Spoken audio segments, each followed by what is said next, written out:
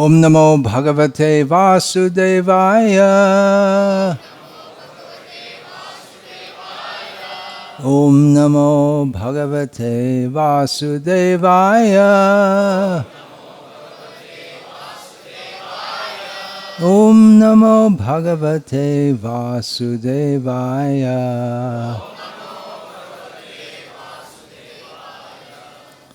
Om Ajnanatimmirandhasya Jnananjana Shalakaya Chakshurmilitam Yena Tasmai Shri Gurave Namaha. Nama Shreshtam Manamapi Shachiputram Atra Swarupam Rupam Tasya Gajamurupurim Maturim Goshtavartim Radha Kundam Girivaramaho Radhika Madhavasham Prapto Yasya Pratita Kripaya Shri Gurum Tam Natosmi Vandeham Shri Guru Shri Ataf Padakamalam Shri Gurun Vaishnavanscha Shri Rupam Sagrajatam Sahagana Raghunathan Vitam Tam Sajivam Sadvaitam Savadhutam Parijana Sahitam Krishna Chaitanya Devam Shri Radha Krishna Padam Sahagana Lalita Shri Vishakhan Vitamscha Tapta Kanchana Gaurangi Radhe Vrindavaneshwari Vrishabhanu Sute Devi Pranamami Hari Priye Guru Vaishnav Bhagavan Tina Smarane Hoy Vigna Vinashan Anayashi Hoy Nijavan Chita Puran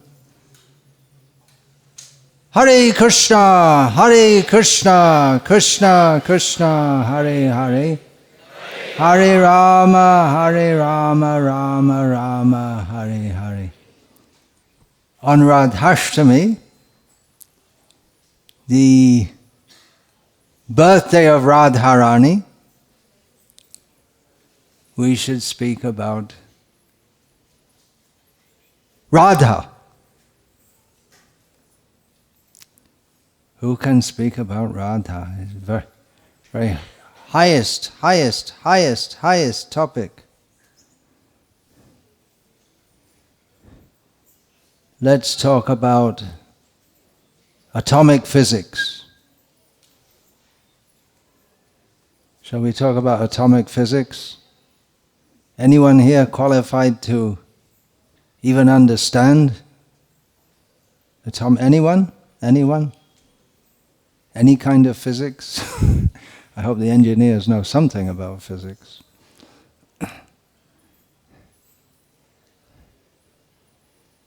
But far above such discussions are discussions, even the beginning discussion of Bhagavad Gita is far above atomic physics.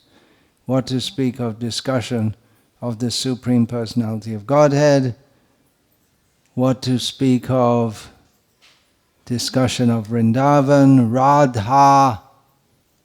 Very high topics. So I don't know if anyone here can understand what we're talking about. I don't know if I understand what I'm talking about.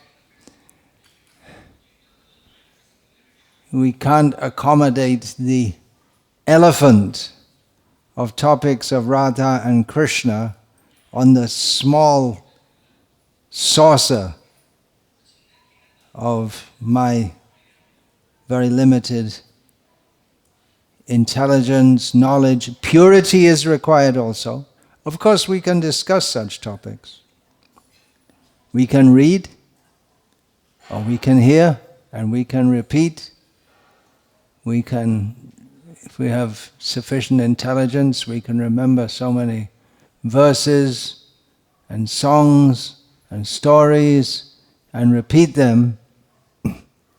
But actual entry into there is very restricted. Even knowledge of this is very restricted. It's just like if I was to go, if I saw a group of atomic physicists discussing among themselves, and I went in and I started to talk something, they'd just look at it, what do you, get out of here. Yeah, you can't discuss all these things. Who are you? You don't know anything. So do I know what I'm talking about? Even to discuss about Krishna, who can understand Krishna? Pantastu koti shatavatsara sampragamyo vayora tapi manaso muni pungavanam sopyasti yat prapaditsindya vinchintya tattve Govindavadi purusham tamaham bhajami.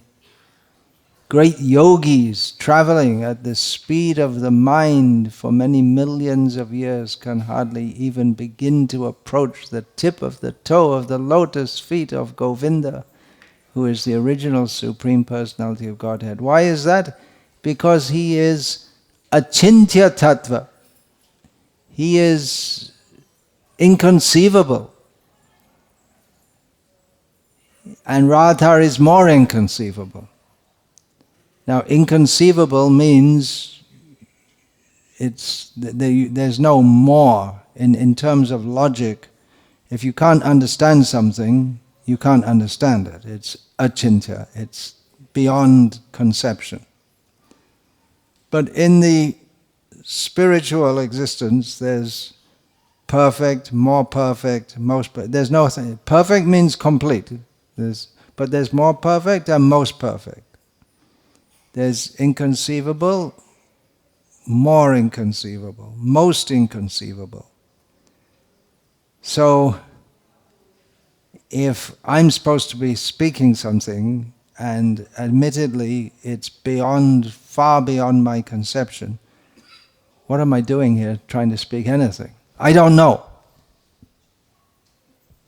Then, what shall I say? But our gurus, they know. They're sitting on the altar at the lotus feet of Gaur-Nitai. They know. And we've heard from Srila Prabhupada, who represents all the gurus, all the acharyas, that we simply have to repeat what we have heard. And if something new comes in the mind, or some angle that we haven't exactly heard, we can accept that it comes from them if it's in line with everything else that they say. If we're favored by them, we may have some realization or knowledge, and by not speaking about these things, we can never begin to approach them. On the one hand, we shouldn't discuss. On the other hand, if we don't discuss, then we're never going to even know what the topic is, let alone begin to approach it. So, by the mercy of Chaitanya Mahaprabhu, who came to give this, Radha Mahima Prema Rasha Shima Jagate Janatoke, only he had the power to describe the glories of Radha, which is the ultimate limit of prema ras, the delightful taste of love of Krishna.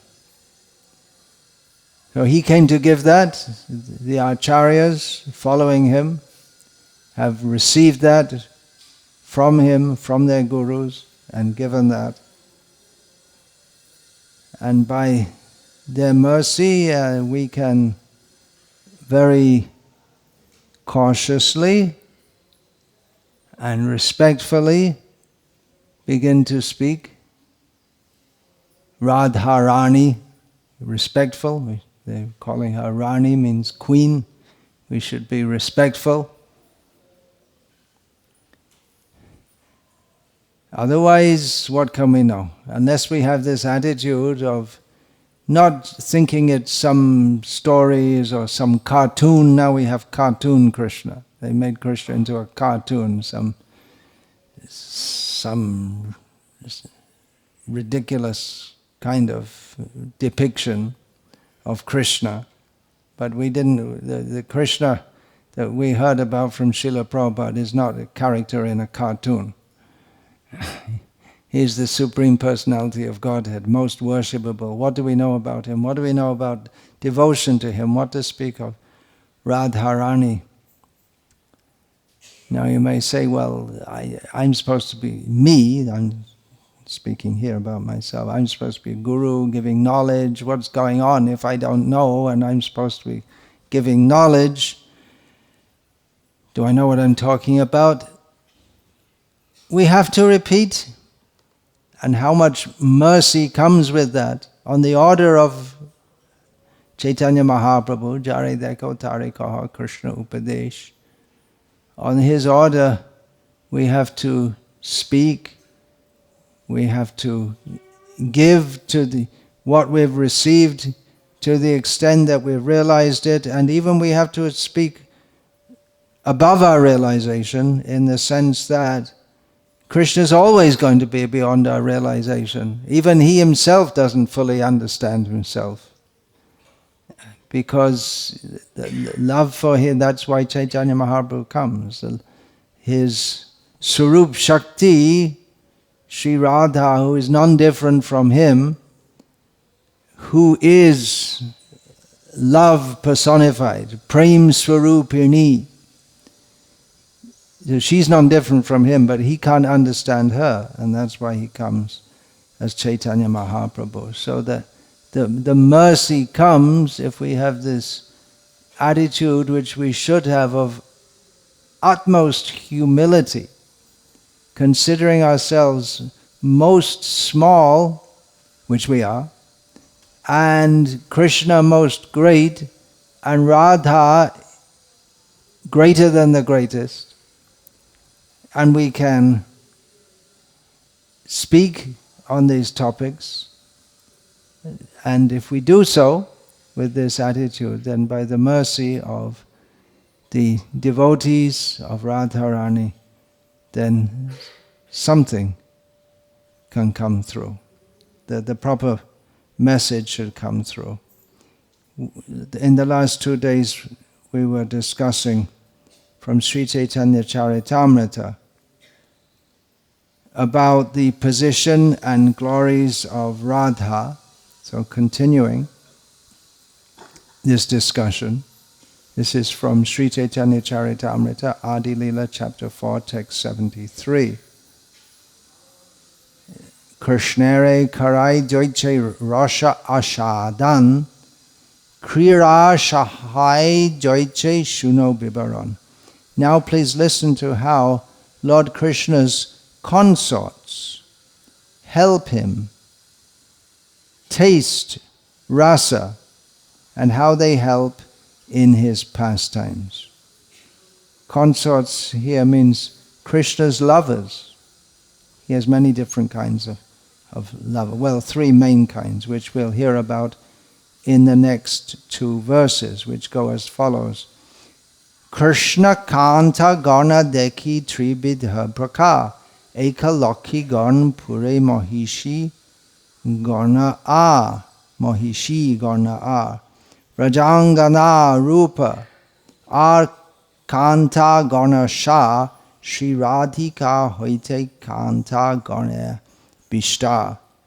The beloved consorts of Lord Krishna are of 3 kinds. The goddesses of fortune, that means the Lakshmis who accompany Narayana, the queens in Dwaraka, and the milkmaids of Vraja, who are the foremost of them all. These consorts all proceed from Radhika. What does that mean? That is explained in the upcoming verse and verses. Avatari Krishna joiche kore avatar Angshini Radha hoite tingone abhishta. Just as the fountainhead, Lord Krishna, is the cause of all incarnations, so Sri Radha is the cause of all these consorts. So just as from Krishna, Krishna, Balaram, Vasudev, Sankarshan, Pradyumna, Aniruddha, and then there are the second Chatuvyuha, then the various avatars, the Matsya, Kurma, Varaha, Narasimha, the various Narayan forms in the spiritual world. Now Krishna Adi Purusham, Krishna is the origin of all those forms, and Radha is the origin of all the Lakshmi forms, as is further explained in Caitanya-caritamrta. Vaibhav Garna Jena Tar Anga Vibhuti Bimba Prati Bimba Rupa Mohisher Toti. The goddesses of fortune are the partial manifestations of Srimati Radhika, and the queens are reflections of her image. This is some language to give us some idea of what's going on. Lakhi Garna Tar Vaibhav Bilashang Sharup Mohishi Garn Vaibhav Prakash Swarup. The goddesses of fortune, the Lakshmis in the spiritual world, are her plenary portions. It means equal to her. And they display the forms of Vaibhav Vilas. The queens are of the nature of her Vaibhav Prakash. Yeah, the Lakshmis are all the same. They all look the same. And the queens of Dwarka, they all look different. They have different. The Lakshmis in Vaikuntha, they all look the same. They all have the same kind of clothing and ornaments, but the queens in Dwarka, they're all different. Akasha bhav bhede braja devi gon, kai byuha rup ta roshe karan. The Vraja Devis have diverse bodily features. They are her, Radharani's, expansions and are the instruments for expanding rasa through the gopis. What's being said here is that through the gopis, who are all different, they have diverse. Actually it's said in Bengali, Akash Bhav Bhede. In the translations given, that the Vraja Devis, the gopis in Vrindavan, actually that could include the Brahmanas' wives and everyone, but the women of Vrindavan, they have diverse bodily features, but here is also Swabhav, their personalities are different also, their natures are different. And they are like that. Why are they like that? For expanding rasa. Krishna likes to taste rasa. Bahu kanta bina nahe rosheru lash, lilar shahai lagi bahut prakash. Without many consorts, there is not such exaltation in rasa. Without having so many gopis, it's not so much fun, put in simple language. Therefore, there are many manifestations of Srimati Radharani to assist in the Lord's pastimes.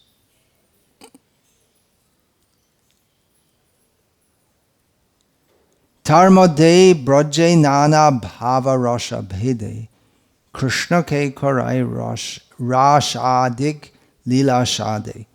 Among them are various groups of consorts in Vraja who have varieties of sentiments and mellows. Yeah, there are different groups of gopis in Vrindavan. It's explained by the acharyas, and they're all grouped together. Birds of a feather flock together. So different gopis with different moods and different services, they're in different groups. They help Lord Krishna taste all the sweetness of the rasa dance and other pastimes. The pastimes of Vrindavan, the rasa dance is very famous. And Krishna's childhood pastimes are very famous, especially his stealing butter. And it's known that Krishna, he herds cows. And it's also well known that he steals the clothes of the gopis. There are many, many pastimes. It's not well known to people in general. They should take this Krishna book Or take the whole Bhagavatam set, better still. And there's so many pastimes, and of course only a fraction of these pastimes are described. But the gopis, and more are described later after Vyasadeva compiles Srimad Bhagavatam by the Gauriya, especially the Gauriya Acharyas. There are many, many pastimes, and the gopis are there, they're helping Krishna to enjoy himself. He's the supreme enjoyer. We find in Bhagavad Gita the nature of the demons is stated, Ishvaroham aham bhogi. The demon thinks, I am the supreme controller, I am the enjoyer. Why do people want to be in a big position? Because they think they'll enjoy more. And there is facility if you're the head of a state, just like the chief minister in this state, then he has more facility for enjoyment than someone living on the side of the railway tracks, just in some hut made out of scrap paper and this and that. You don't see that so much in South India, is it? It's more in North India. It's all along the railway tracks like that.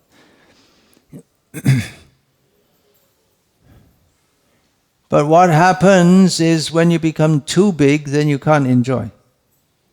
Because everyone's looking at you and you have to maintain a lot of formality. You have to be in public you have to be very reserved and you have to uphold your dignity. Just like in Britain, it's considered the normal method of enjoyment for people to go out on Saturday night and get drunk and yell and scream around the streets. It's just considered what normal people do. But King Charles can't do that. He can't enjoy himself like that. Of course, who wants to enjoy like that? They're just fools and rascals who want to enjoy like that. But he's restricted in the ways and even what he can say in public, he can't just say. He's very restricted by his role. They complain about in India that people by caste, they're restricted to a role. What about these royals? They don't have any choice if they want to be a break dancer or something. You can't do it as a royal. So Krishna, he's Ishvara, but as Ishvara, he doesn't get the chance to be bhogi. He's meant to be the supreme enjoyer. He does. People come and they praise him and they sing. If you go to the temples, people will have Vina recitals and he enjoys, but he can't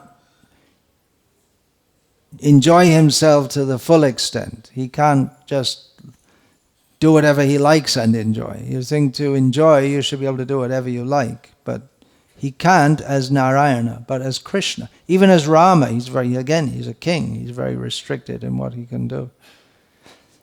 But as Krishna, he's simply enjoying himself. That's why it's demoniac for anyone else except Krishna to say Ishvaroham aham bhogi. He's the only one who can really fulfill that role. And even Narayan, yes, he's Ishvara, he's bhogi, but the super enjoyer is Krishna. And that's why it's very difficult to understand him. If we heard about King Charles running around with different people's wives, actually he is running around with someone else's wife. Oh, it's his wife. It's his wife now. But anyway, that's Mlecha culture. You'll see, in Britain it's considered a mark of high prestige if a company has the coat of arms of the British royalty and says, appointed to the king, suppliers of sugar. We always used to see that, the sugar company, Tate and Lyle. So they have some company, suppliers of wine and spirits. They are mlechas after all. Just giving an example. So Krishna, he doesn't enjoy wine. Balaram, something like that. Not exactly. But Krishna is simply enjoying himself in Vrindavan, and all the gopis help with that. And there is singing and laughing in Vaikuntha, but there are limits also. There's Maryada, limits. You can only go so far. But in Vrindavan,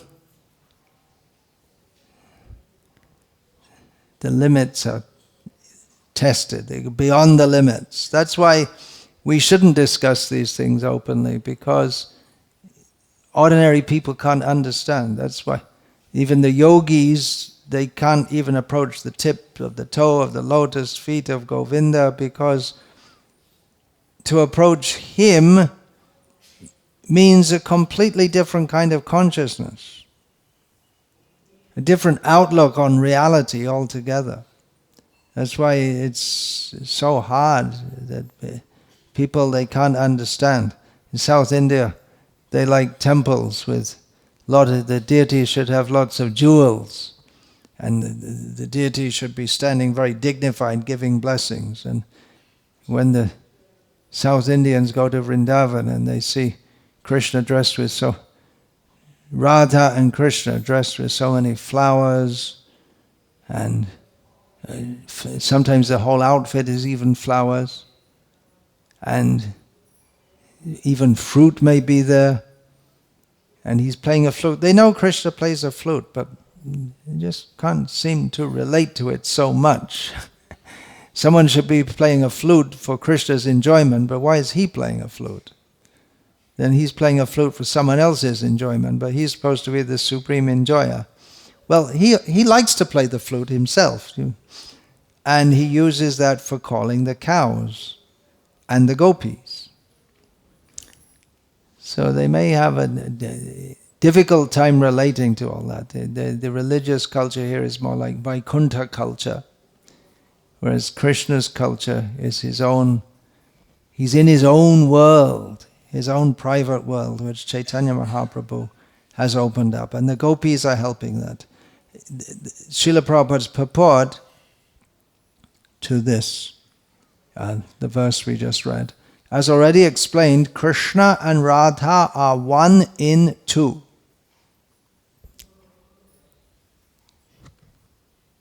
Can you understand? Maybe we can say a little material example.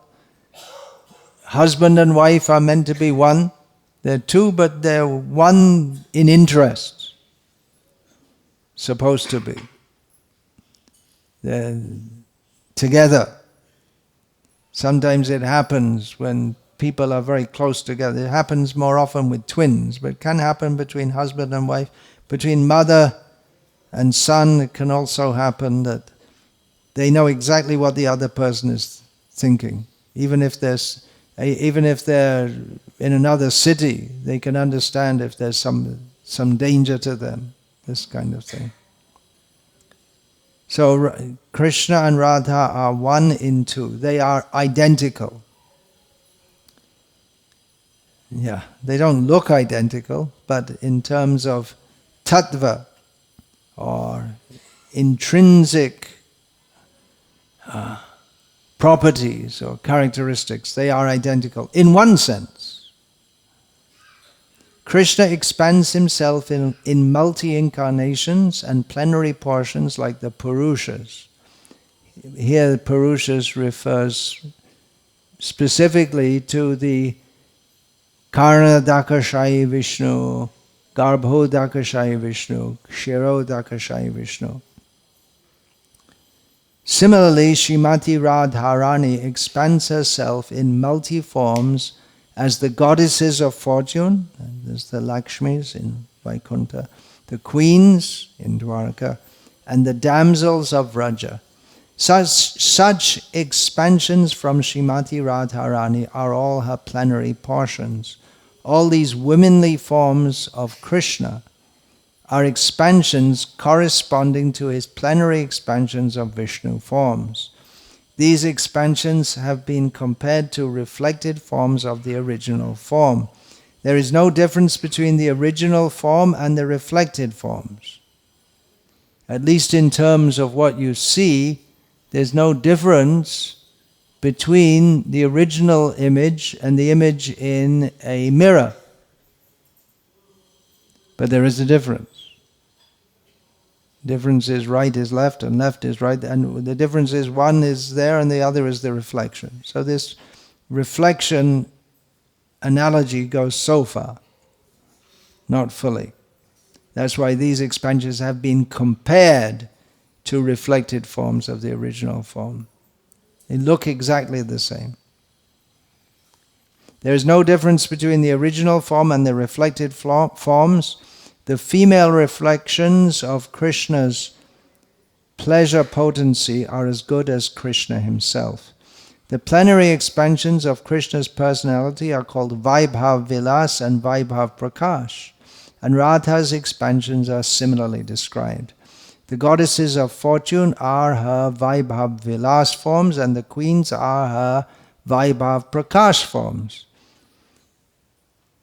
The personal associates of Radharani, the damsels of Vraja, are direct expansions of her body. As expansions of her personal form and transcendental disposition, they are agents of different reciprocations of love in the pastimes of Lord Krishna under the supreme direction of Srimati Radharani. In the transcendental realm, enjoyment is fully relished in variety. The exuberance of transcendental mellows is increased by the association of a large number of personalities similar to Radharani, who are also known as gopis or sakhis. So we can understand, just like if we're going to have a festival, it's hard to have a festival just with one person. Or even with two, or even with 10. The bigger the festival, the more that are present, the more the feel this is a big festival. The biggest festival in the world is this Kumbh Mela. And we have various things. We have the Pushkar Mela in Andhra Pradesh. And lakhs of people go. It's not very well known, actually, outside of Andhra Pradesh. And then, of course, we have in Kumbakonam every, how often is it? A few years? 12 years also. This huge gathering, so like that. This Tirupati Brahmotsavam, it's a festival. Many people come. The more it comes, the more the atmosphere. It's a festival. So Krishna's pastimes, especially in Vrindavan, it's a daily festival. So you have to have a lot of people there, and especially if they're all lively. It's just like if you go to, it's supposed to be a festival and everyone's just looking bored. It's not much of a festival, but a really good festival is everyone's laughing and smiling and dancing and singing, and looking happy and being happy. That's what a festival's for. So Krishna's pastimes in Vrindavan is an eternal festival. And that means there are many people, and everyone's got their own individuality, their own personality to offer. So there are many gopis and gopas and all different personalities and animals, cows, and they're also joining the festival. And we can also join. We're joining today, and Chaitanya Mahaprabhu is inviting. Just go. You want to come? Come. Or you just have to give up your ideas of enjoying in this world.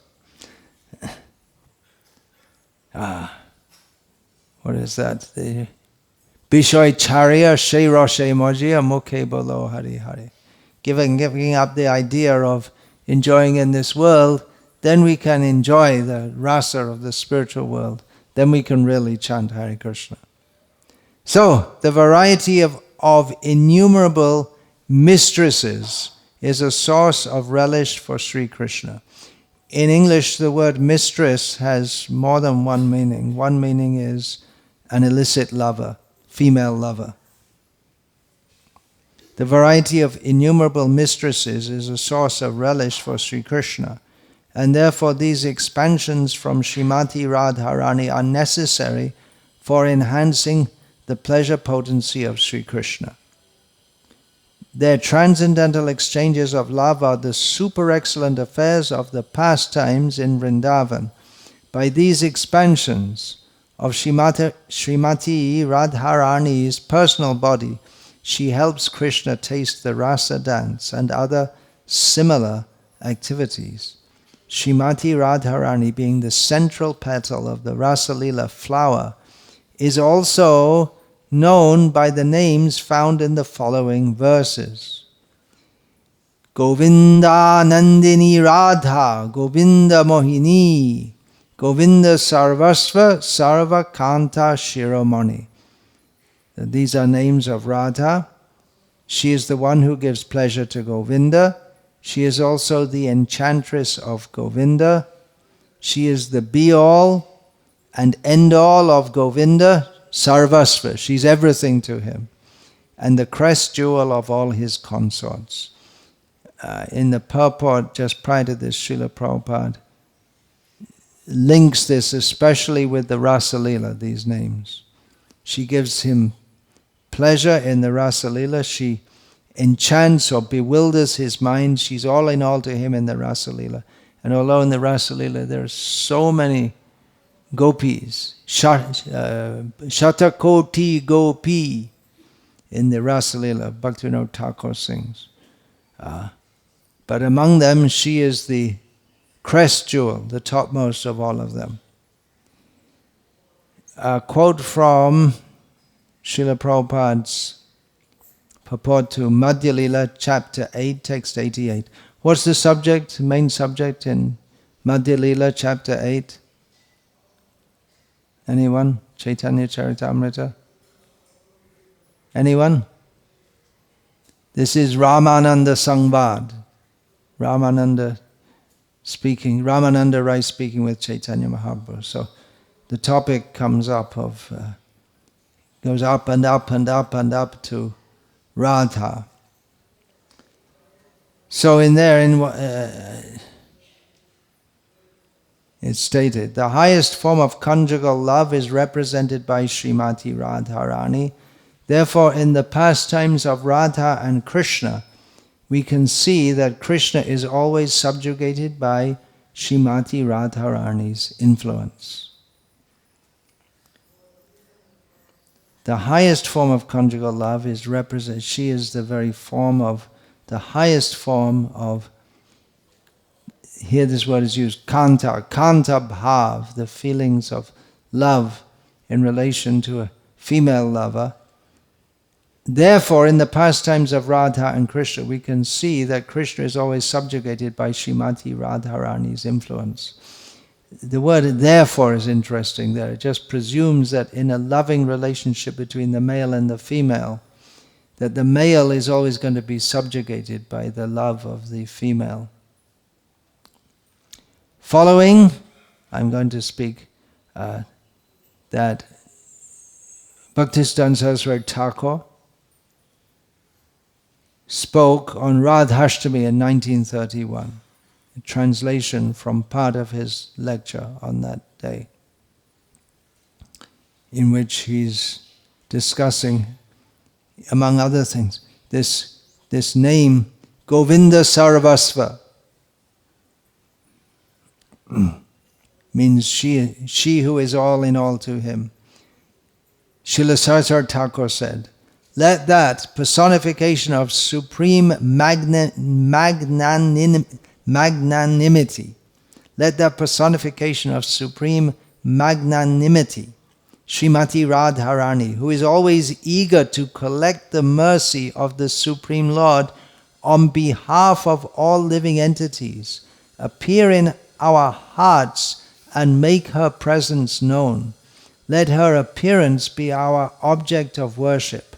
Without submission to the one whom Govinda considers to be everything to him, Sarvasva, we do not realize the meaning of the word Sarva.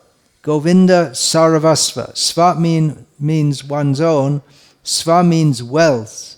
If we have the one who is Govinda's own wealth, the one who makes him wealthy, Krishna is supreme. He is Aishvaryasya Samagrasya. All wealth belongs to him. What is his wealth? Is Radha. That wealth is everything to Govinda. If she becomes the object of our worship, then we will understand what worship is.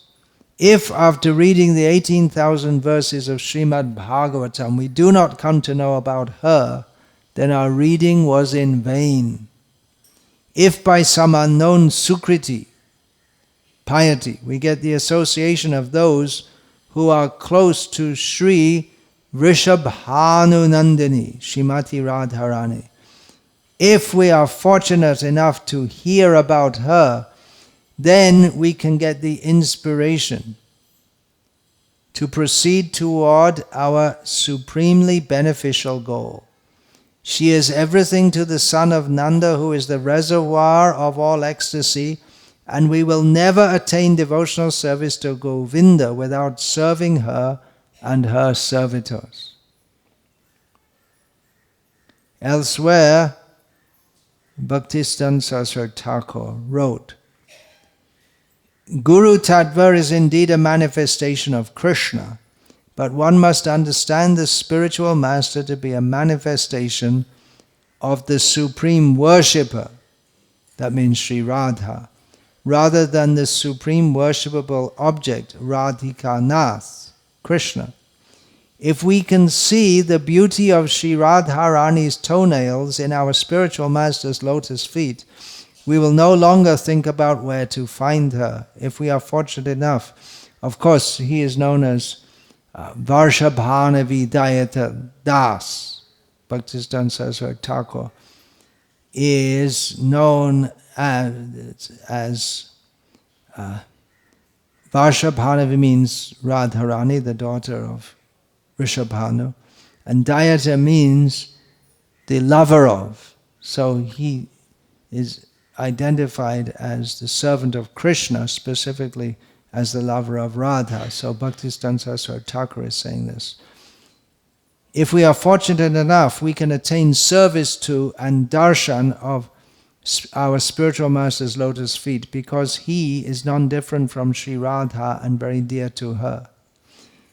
In the realm of Madhura Rati, it is Srimati Varshabhanavi. That's what he said. Now we have to translate. That means Radha. But his hearers, they didn't need to be told who is Srimati Varshabhanavi. In the realm of Madhurati, it is Srimati Varshabhanavi, Krishna's Ananda Dayini Shakti. Again translate, pleasure-giving potency, who is considered to be Guru Tattva. She has two manifestations.